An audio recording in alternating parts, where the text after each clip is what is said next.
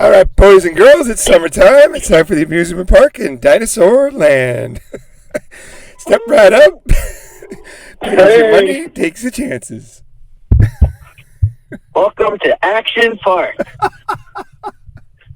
Yeah, you pay one price and get hurt for free. As much injury as you want, no extra charge. It's an all-you-can-eat type thing? Who needs waivers when you're at Action Park? Keep riding as long as you're still standing. Dude, I was watching this. My mom was reading this article about this kid who died in an amusement park. Of course, that's sad. I was like thinking about it, but the thing is, man, I don't think people these days they understand what like fucking entertainment is all about. Like part of entertainment, action, and fucking circuses. It's fucking dangerous. You know what I mean?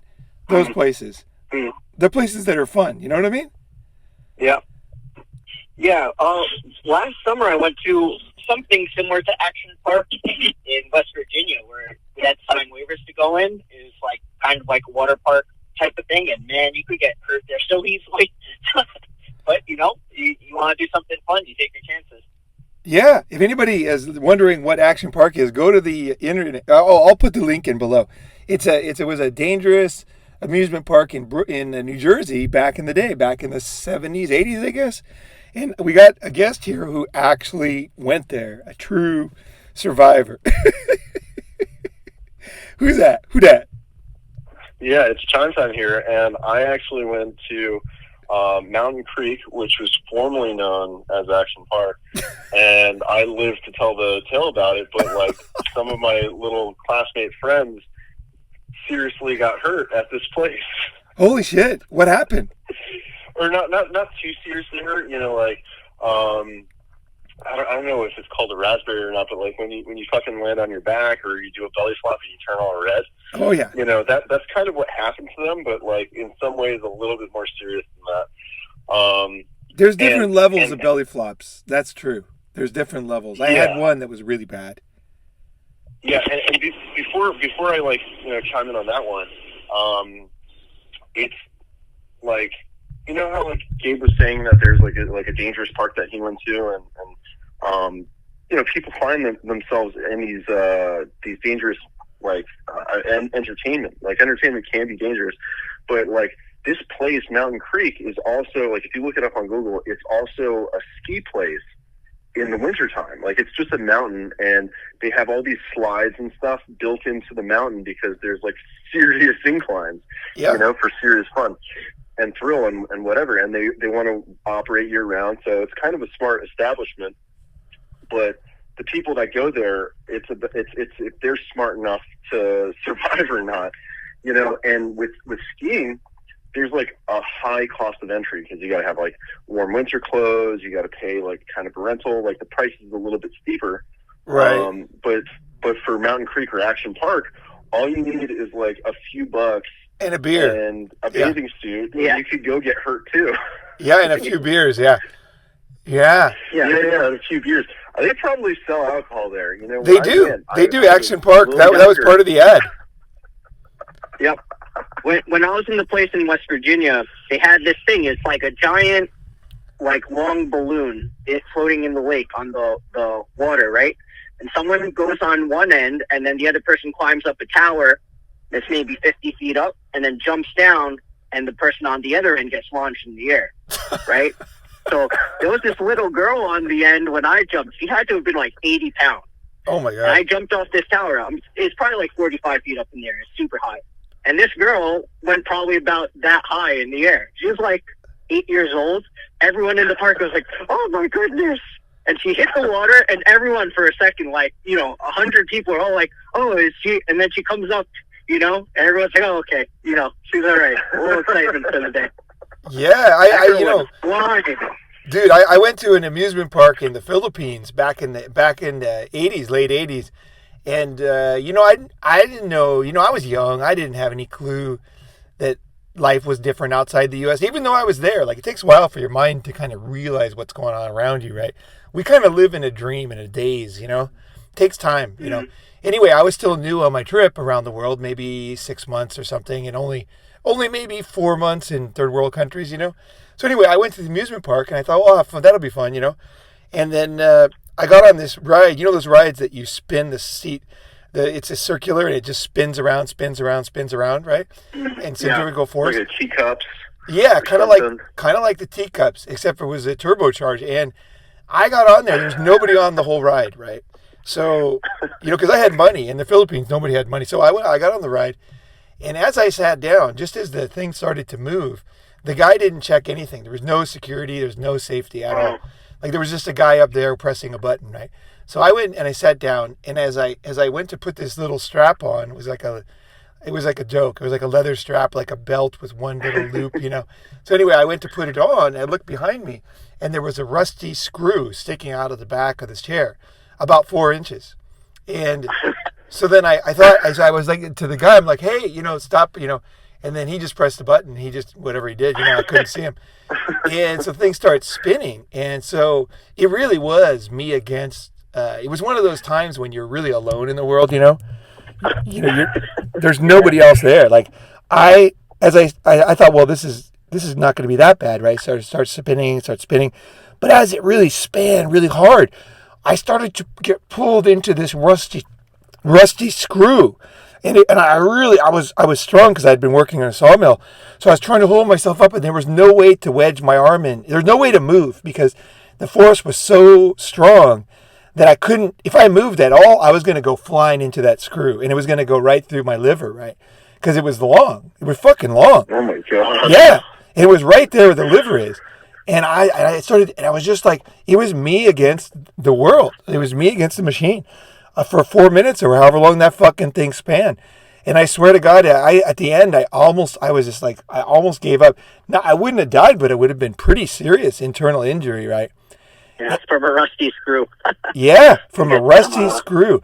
And there was no other way to do it, And so then I went to the next ride, and there was what is it called? The fucking Snake Woman, right? There was a painting of the Snake Woman, and I had seen the Elephant Man and everything, the movie. And so I thought, well, I'll go into the Snake Woman. Let's see what this is. And I never imagined there was going to be a person with a deep birth defect in there. You know what I mean? Like, as an American, that just never crossed my mind. Well, when I got in there, I waited in line. I got in there, and I get into the main thing, and it was only me, and it was her. And it was this woman who had, she was like a mermaid with, one leg, both her legs were, she was born together, right? And she looked up at me, and I might have been the first foreigner, because I was really in the countryside in the Philippines in the 80s. Nobody went to places like this at all, nobody.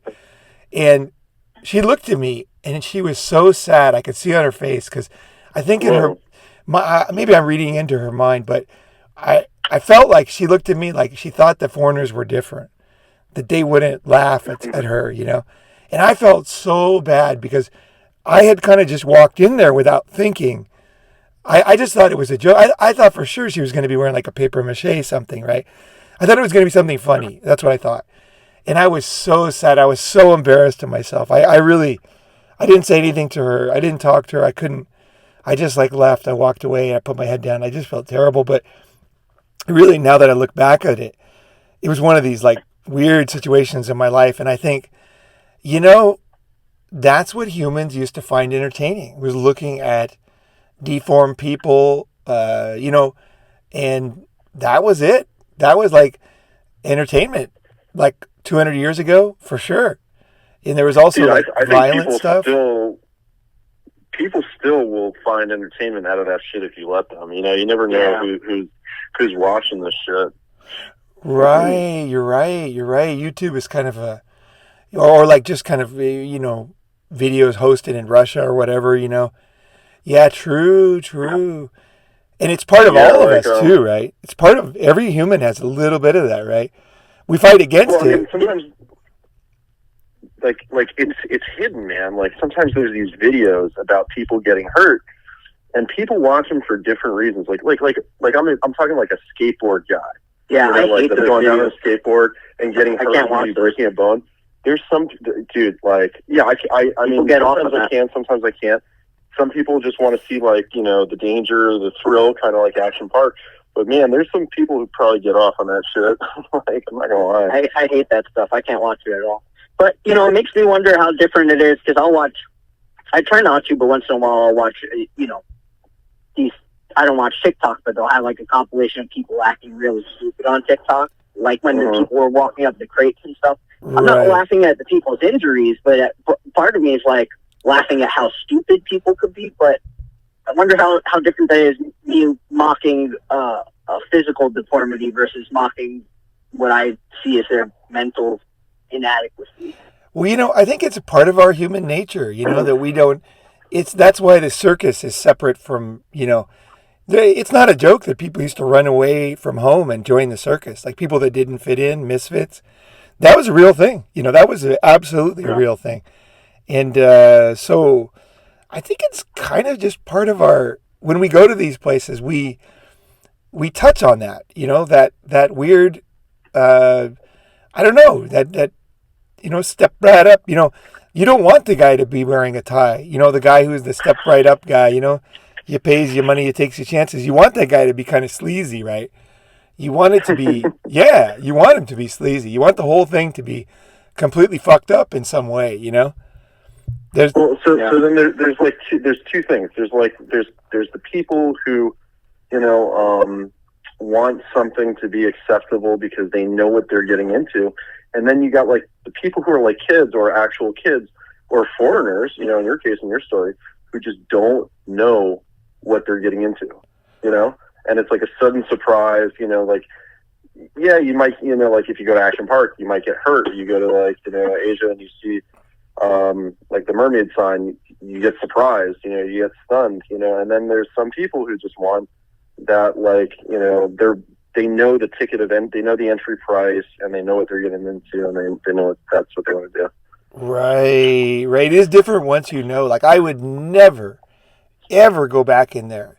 The only way I would go back is I would go back and talk to her, you know, as a normal person. I'd say, hey, you know, because there was nobody else in there. I'd say, you know, what do you know, just talk to her life. What's your life like? Where do you live and where do you come from? And I wouldn't talk to her. I'd talk to her like a totally normal person, you know, if I could go back. Was she in like a cage or something? What?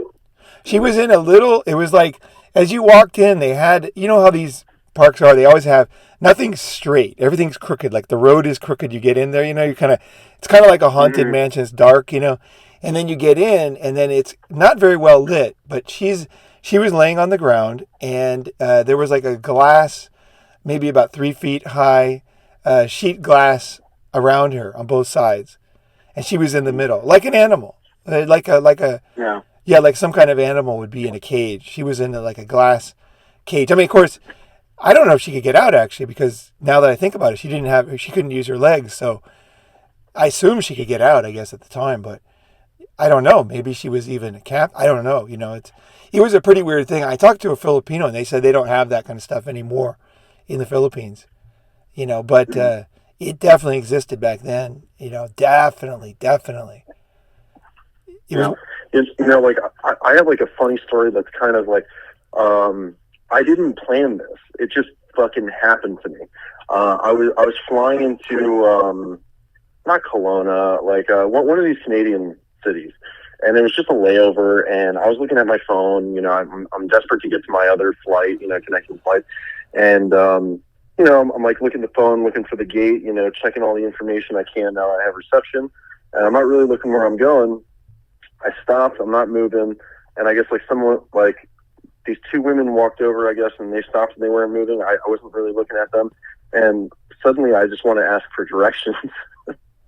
So like, I like look up and there's the woman that was standing in front of me, like her face and her skin was like heavily deformed. Like I've never seen in my life, just like boils, red. Like she looked like the thing from, Fantastic Four, but not orange, red. Like this was nuts. And like I looked up because I was like kind of like excited and I wanted to ask a question. And I saw this woman and I was like, well, I was a little surprised. So I was like, let me just ask her for directions. Right. Like, hey, do you know where gate 34 is? You know, I'm looking for gate 34. She goes, you're here. And we both start laughing like crazy. And this woman was pumped on this fucking interaction. and her friend, who like obviously knew her, was like not like happy for her, or like maybe it was just normal, and maybe it was just unique for me. I don't know, but I ended up talking to him, and it was fine. You know, of course it'd be fine, but funny story. Yeah, that's a really interesting story because so true. Like they've done tons of studies, and whenever anybody, let's say, has a limp, just a little limp, children will be scared of her. They will go to the other side of the street. People just don't trust instinctively any human who doesn't look quote unquote normal. Yeah. It's true. It's true. I was driving one time and I looked at the car next to me, and the passenger side was a burn victim, the worst I had ever seen. Yeah, it like was so shocking to me because the person's face was totally melted off. Like they had essentially no facial features other than like eyes, like holes for a nose, and like kind of a mouth. And it was like, oh my gosh, definitely image burned in my mind. And that person's got to have a rough existence, that's for sure. So are you still like the kid?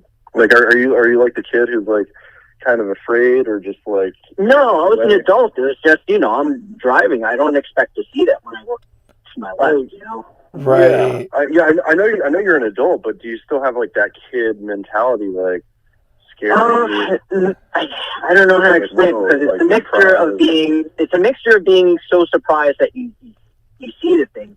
I think there's also just a natural thing to feel fear. Like I did feel fearful when I saw the person. Like, if you have a chance where you see them first, and then you have a chance to kind of get normal, then it's easy to be normal. Right.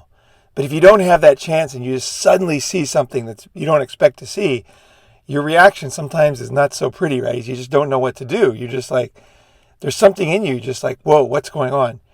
There might be a little bit of fear, like from our evolutionary I definitely past. felt scared for a second. Yeah, I mean, you got to remember not to be afraid, because like sometimes that's considered rude. It's like, it's hard to learn.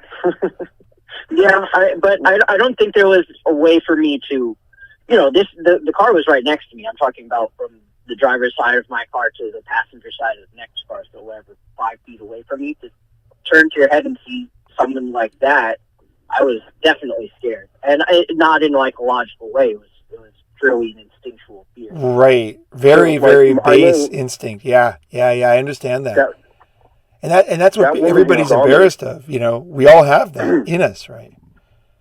But like Paul, you always say like, the video never lies. It captures every single facial feature or whatever. Right. When I don't even know if I want to say some of these people who got in trouble in court, but they were like found not guilty in court, and they always give that little fucking telltale smile, and then they go back to being like sad or whatever. Like, and it's famous. Like a lot of people, like like the reporters and the media, they always fixate on the person's facial expression, at the time of sentencing. Like when I looked at this woman, right? She probably saw like what she sees all the time, like a look of surprise. Right. But I was actually I know in my head that I was kind of like laughing at myself, like, oh, Chime, you just got yourself in a situation like this all over again. Here we go again.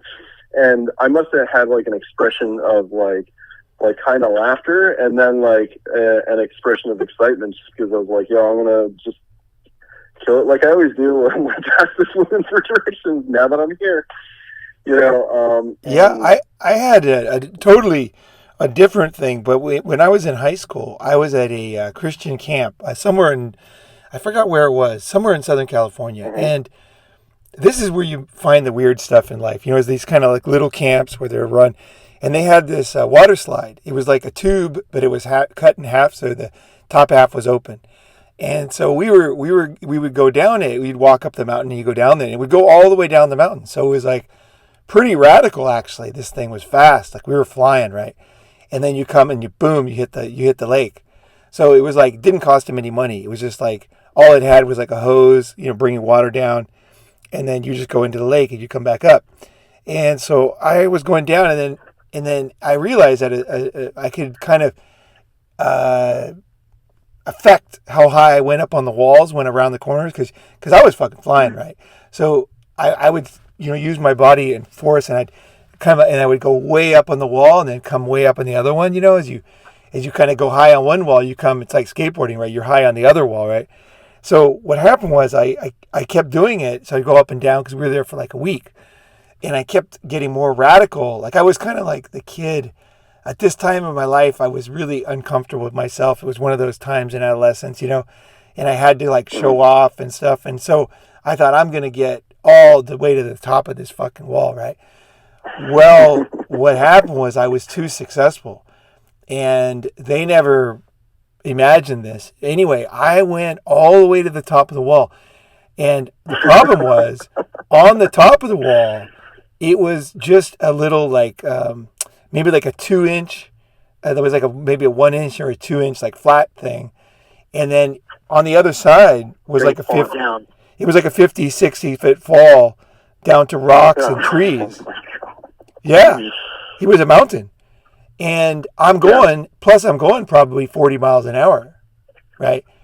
And I got up on top, and it was like weird because I had never gotten anywhere close to this high on the wall. Like I suddenly just had one really explosive move where it pushed me all the way to the top. And once I got up there was no way to go back. So I'm on top of this wall. My ass, of course it hurts, right? Because it's pretty sharp too. It's not like the other end is like this fiberglass rough thing, right? So I'm going 40 miles an hour on top of this mountain coming down, and I can't. I try to lean back that way, but I realize by leaning that way, it's going to push me the other way. And you don't want to flip over, also, No, there was nothing I could do. Like, when you're in a state where any move you make is going to push you over the edge. I was going just about over there, and I'm flying down, and all of a sudden I realize, like, thank God I'm athletic, because I realized, okay, don't do anything. Just stay still on the top and hope that you end up leaning back into the thing, And that's what I did. I just stood there, and I was like flying on the top, going down half the ride on the very fucking top.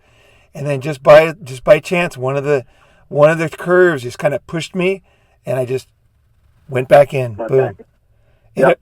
Or if you were on the other side of the wall, maybe that curve would have threw you off. If I would have gone the other way, it would have been so nasty. Like, because of course you're just wearing a bathing suit. You're going probably 40, maybe 45, 50. You're flying down this fucking thing, and then you're gonna, go down 50 feet to rocks and trees. That's pretty ugly, right? It fucking happened, and I was like, I learned. I really. I guess I was always trying to rebel against adults, you know what I mean? So it was kind of like weird to look into the abyss and realize that the adults, they were protecting me from that. That's what they were. It wasn't the adults. It was the adults knew about that. They knew about death. They knew about the dark side, and I thought it was just the adults trying to stop me from having fun, right? And when I saw that, I realized that, oh shit, maybe these rules exist for some reason, Yeah, and then I don't know, there's still an opportunity, and sometimes you wouldn't think that a child would be that fearless or reckless. It's easy to forget to tell a child what not to do, because they're going to fly anyway. So courageous, and sometimes kids don't know the danger. Yeah, I had no idea that it was possible to come out of that tube. I thought that at that time, I thought the engineers or whatever had somehow made it safe, that no matter how hard you tried, you couldn't go out, I failed. Even the engineers don't think about that far. No. Sometimes the engineers will make something not knowing that their product could actually be dangerous. I'm sure there's warning labels, but they don't account for everything. And now I'm sure as things progress, they get safer and safer. But I remember there was a thing in the '90s at Six Flags Great Adventure in New Jersey. There was the Free Fall, Great American Free Fall, which was like an elevator that would go up, I don't know, maybe 10 stories, and then it would just free fall.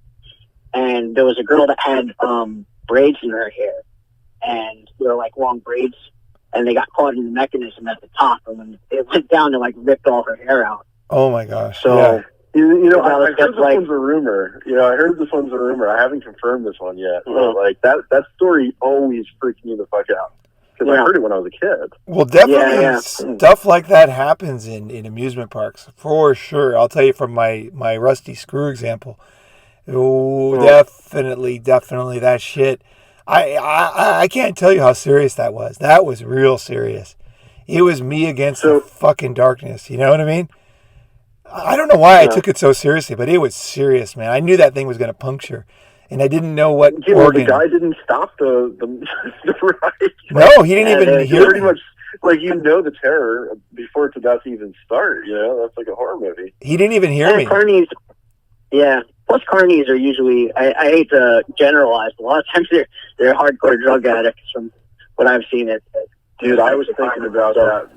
Just from memories I've had experiencing it, not just carnies, but like I've gone to different festivals, like all over the world, and I've seen that similar culture, man. Like those same types of people. It's rough. Those people are gross. It's rough. It's a true stereotype, which is like mind-boggling. Yeah, it's pretty nasty to stereotype, but that was kind of true. So Paul, give me your take on Action Park. What do you think? I mean, I would have loved fucking Action Park big time. I mean, that kind of place was the kind of place I love. That guy, the go-karts, the guy's like sliding and stuff. I remember when I had to learn to drive, I was so bored that because I already knew how to drive because I used to steal cars and stuff, right? So here I am, like I have this stupid class and we have golf carts. And I got one of them up on two wheels. I got it up on the side, I don't know how I did it, but I like shifted my weight and I turned it as hard as I could. And I got it up on two wheels. I mean, I think it's good for kids to experience real danger, I think it's important. I mean, for myself, life is kind of like that. Like you, I mean, I don't know. I mean, I guess if you could somehow avoid that danger until your final death, fine. But I don't know, man. I guess why I'm talking about it is because I'm confused. I'm not sure how I feel about it, really, but part of me definitely thinks it's very important. You know what I mean? To know real life. Last night, my nephew was climbing up on some of my exercise equipment. He's 5 now, or he's 4 now, sorry. And he's climbing up and it starts wobbling. He's just like, whoa, wobbly, And I'm like, if he falls, it's really going to hurt him, But it's important for kids to, climb up it and see that it can be wobbly, right? The distinction between it falling and getting hurt versus getting to that edge of it almost falling, like, it's not that big. I don't think the kid needs to get hurt to learn the lesson, like, okay, let me not do that again, So. Yeah, I think for myself, I mean, I am a risk taker type person. I am a person who likes to check the very edge of reality. And I do. I really do. Like physically and in every way. I used to do free diving so deep by myself in the Philippines. Like nobody there to help me. Nobody even knows I'm underwater. And I'm diving to the very edge where I would pass out, past 100 feet. No air, no tanks. And I think that, and I did a lot of things. I did one thing that was much more radical, actually, in Indonesia. But I like to see the edge, I want to know, like, I think for myself, I'm not recommending this to anybody else, but if I don't see the edge, then I don't understand life. Period. It's important to me. Yeah. Well, it's funny because I don't have that, but I have a similar type of like seeking thing. When I was a kid, I was always the one getting lost in amusement parks. I was always at like, whoever your child is here, it's to the parents of Gabriel, your kid's at the lost and found or whatever.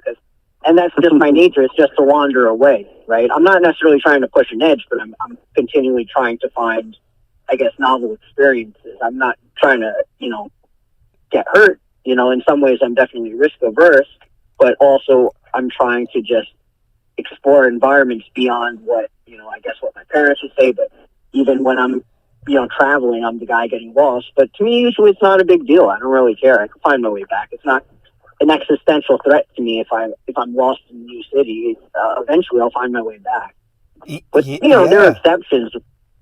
While I was in rural China, there was definitely some moments where I knew, okay, if I get lost here, I'm super effed. But barring those types of things, it's not a big deal. There's people who are just naturals at getting into these situations. And I think there's some people who are naturals at just never getting into these situations either. And a lot of it also has to do with the community you're raised in. Like if your parents are into danger and if your parents aren't into danger. I think a lot of it's just personality. I think a lot of it's just inborn personality. I mean, for me, it wasn't my parents into danger or not. It's just that my era and my parents, they just let us go for the day. Our only rule was to come back before the streetlights came on. Come back alive. Just come back before the streetlights came on. And then they never asked what we did or anything. I mean, I shouldn't say they never asked. I was a kid, so I'm not sure. But they certainly weren't that focused on it. They pretty much just had dinner ready. And, okay, you're back. Okay, let's eat. Kind of thing. So we went out and, me and my brother in the desert, and tried to catch rattlesnakes and climb trees and cut cactuses up and threw rocks and tried to hit birds and, found shotgun shells to bang around with hammers on. And we just kind of were out there exploring in a situation where there was nothing else to do, so maybe that might have been actually a fundamental personality shaping time, because it's not safe for two kids in the desert. It's just not safe in every way. Just water, snakes, coyotes, just animals. There's animals in the desert, And I would say part of that type of spirit disappearing is also environmental. I imagine that was Arizona you're talking about, or California? That was Arizona, yeah. Yeah, so I imagine if you went to that place now, it's probably suburbs. It is. That part of the desert might just be neighborhood. Yeah, we went there. We went there. Chime we came and met us in Phoenix. I was born in Phoenix. And, I lived there, Seligman, Tucson. We were in a trailer in Seligman, which was I don't know how many people were there. It was a city of 100 back then, something like that. There wasn't even a city. Yeah. There was no people. There was no stores. But back in the day. Oh yeah, what were you gonna say? Yeah, there was nothing to do. So, there was nothing to do. You just went out and found something that you would do. And you do. There's a lack of ability to explore for a lot of people, and kids, I'll watch my nieces and they'll watch not necessarily exploring, but things that on TikTok or YouTube, and they're living vicariously through watching other people doing those things. But partially, I would say because the ability for them to do that has been removed. Because even a lot of those places that haven't been developed on, now there's gates around them and all types of security to keep kids. Remember when we snuck in that old factory there near your house, Gabe? Yeah. That was neat. That kind of thing. Yeah, that's pretty cool. There's always stuff to explore. That's why I like night exploring. I like to take, we could have gotten in trouble, right? But we weren't doing anything. Yeah. We were just exploring. I think in Asia you can really explore a lot more. And when someone sees you or you get caught, they look at you and you're not doing anything wrong. So they're like, okay, you're not allowed to be here. That kind of thing, right? Right. The one thing that scares me in America is they take it so seriously. They're like, you're trespassing. Yeah. It's so authoritarian and litigious. It's the two things combined, right? Yeah. The police liking to flex nuts and lawsuits and insurance. So it makes me going think into twice. Those places is kind of frowned upon, though. Not just because for legal reasons, but because it's not normalized. A lot of stuff that's popular in the United States is because it's got that societal stamp of approval. And then what's really funny is that places like Action Park and Six Flags Great Adventure have this crazy marketing. It's right there in the name. Go here for action. Go here for adventure. And it's got that societal approval that pushed people to dangerous situations that are almost more than guaranteed sometimes. And then you got like this other stuff that's not as freaky or dangerous, and it's just not. It doesn't have that stamp of approval, and people end up going to these places having a good time and not getting hurt. Yeah, so I'll say it's like they almost try to guarantee your safety in some way, right? Like, here's how you can have these adventurous things, which, amusement rides are a lot of fun. A good roller coaster, a lot of those things really are a lot of fun. Hell yeah. But these things try to say, like, here's your okayed version of, like, fun that's safe, right? Where there's a lot of that stuff a lot of fun to be had that's not safe, but society is like, no, you can't have this.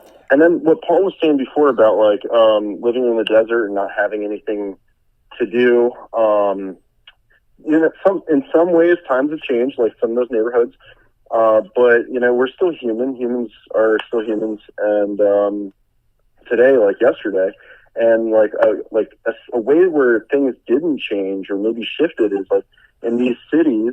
Sometimes for the youth, like there's not much to do. Like for the adults, there's like nightclubs and bars and nightlife and stuff. But like, then your only alternative is to like leave the city and then go where the marketing tells you to go, because that's where you get your ideas, and then that's how you end up in Action Park. And that happened to my mom. She went when it was Action Creek, and like I ended up going. She went when it was Action Park. I went when it was Mountain Creek, and like it didn't change too much. It's surprisingly some of these things are still the same. Well, I spent, a few years living in rural Texas when I was a teenager. And we used to do all kinds of pranks. We would put peanut butter under people's car handles, but, ding-dong ditching, set fireworks in front of people's house at like 3 a.m., silly things like that. But nowadays, everyone's got a camera. The houses are covered in cameras. Like, you can't get away with. Those are just silly little things. But nowadays, there's no way. Kids weren't even attempting to do it. I think it would still be funny to get caught for doing something stupid, but if there's consequences, that's rough. Well, now they give consequences for everything. They try to impose such strict consequences for ding dong ditching. At least you could, anything. So it's trespassing. Right. Oh man, I'm laughing, but it could be serious. All right, guys, we better go because I got to go help my friend move. They raised the rent. He's got 3 kids. My high school friend, surfing buddy, and it's Scott. He's a cool guy, and like they're kicking him out. He's moving to a new place, so I'm gonna go, and because some friends are gonna go help him move. It's gonna be cool. He's having food and stuff. It's gonna be fucking good day.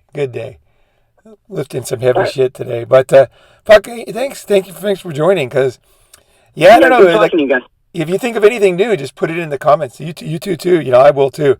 Like, because this is a pretty fucking heavy topic, like, I don't know what's best, I don't know what's best for kids. I really don't. Yeah. It's a fine line experience, like for parents and kids, trust me. What was that? I couldn't hear that. Oh, it's a learning experience for parents and kids. Right. Really knows what's best. You got to learn and figure it out as you go. Yeah, it's hard to give the balance. You don't want to tell the kid to climb down off the thing necessarily, but there's a point where you got to say, okay, you got to climb down that right now, because you can see the behavior or the situation becomes too dangerous.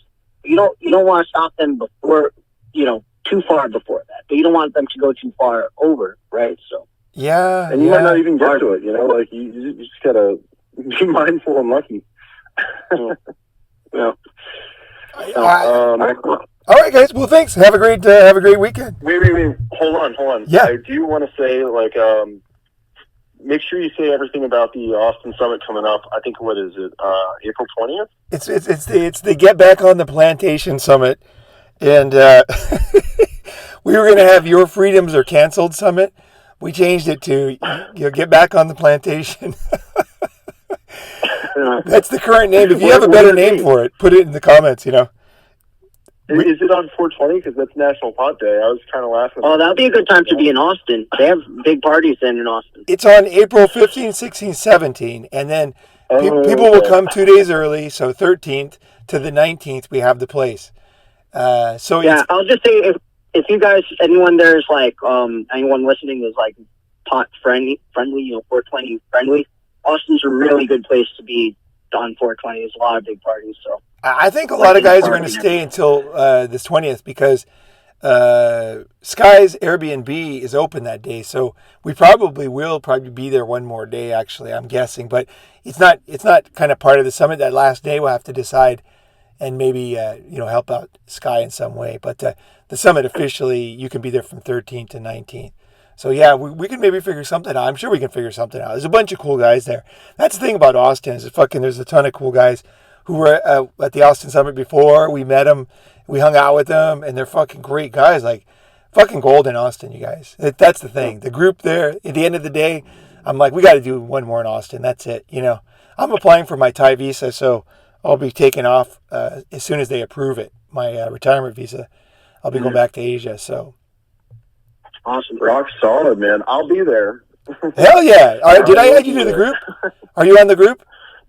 Yeah, I'm in the group. Trust me, I'm getting those notifications. Okay, good. I haven't looked, but I'm getting them notifications all left and right. All right. Okay, guys. Take it easy, man. I'm glad my battery lasted, too. Thanks for doing it on the fly. All right. Later, guys. All right. See you. All right. Ciao.